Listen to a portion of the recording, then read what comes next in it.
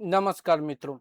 IDBI bank લિમિટેડના share holders માટે 17 જૂનનો દિવસ ખૂબ જ ફાયદાકારક રહ્યો છે. શેરની કિંમતમાં આજે અગાઉના બંધ ભાવથી સરખામણીમાં 19% સુધીનો જોરદાર ઉછાળો જોવા મળ્યો.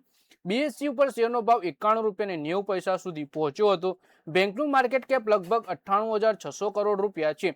ટ્રેડિંગ વોલ્યુમમાં 3 ગણી વૃદ્ધિ નોંધાઈ છે. આ શેર બીએસસીના 200 ઇન્ડેક્સનો ભાગ છે અને તેની ફેસ વેલ્યુ ₹10 છે. શેરમાં સતત ચોથા દિવસે તેજી જોવા મળી. આ દરમિયાન શેરની કિંમતમાં કુલ 28%નો ઉછાળો આવ્યો. એટલે કે આઈડીબીઆઈ બેંકના શેરમાં 17 જૂનના દિવસે જ 19%નો જોરદાર વધારો જોવા મળ્યો અને આ શેરમાં 4 દિવસની અંદર 28%ની તેજી આવી ગઈ છે. તો કેમ તેજી આવી એના વિશે પણ આપણે માહિતી ડિટેલમાં જોઈએ. આઈડીબીઆઈ બેંકનો શેર છેલ્લા 1 મહિનામાં 30% વધ્યો છે. છેલ્લા 3 વર્ષમાં શેરની કિંમત 70% વધી છે. બીએસસી ઉપર શેરની 52 વીક એડજસ્ટેડ હાઈ ₹118.45 અને એડજસ્ટેડ લો ₹61.05 છે. હાલમાં આઈડીબીઆઈ બેંકમાં પબ્લિક શેર હોલ્ડિંગ માત્ર 5.29% છે.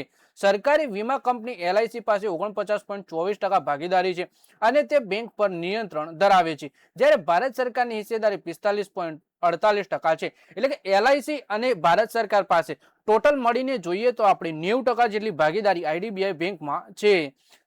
પબ્લિક શેર હોલ્ડિંગ માત્ર 5% જેટલી છે.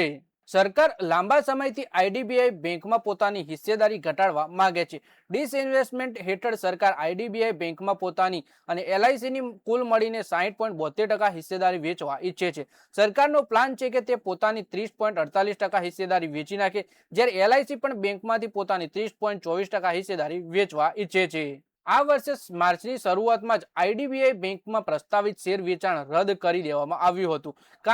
કારણ એ હતું કે બે સંભવિત ખરીદદારોની ફાઇનાન્શિયલ બિડ્સ રિઝર્વ પ્રાઇસ કરતાં ઓછી હતી. આ સંભવિત ખરીદદારોમાં એમિરેટ્સ, એનબીડી અને ફેરફેક્સ ઇન્ડિયા હોલ્ડિંગ્સનો સમાવેશ થાય છે.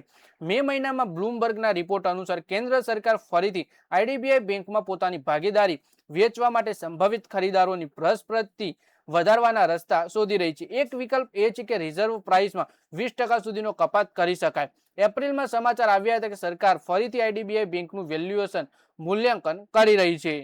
પછી ક્યારથી અટક્યું છે આ પ્રાઇવેટાઇઝેશન એ જોઈએ તો સૌપ્રથમ 2016માં જાહેરાત થઈ હતી કે આઈડીબીઆઈ બેંકનું પ્રાઇવેટાઇઝેશન કરવા માંગે છે સરકાર.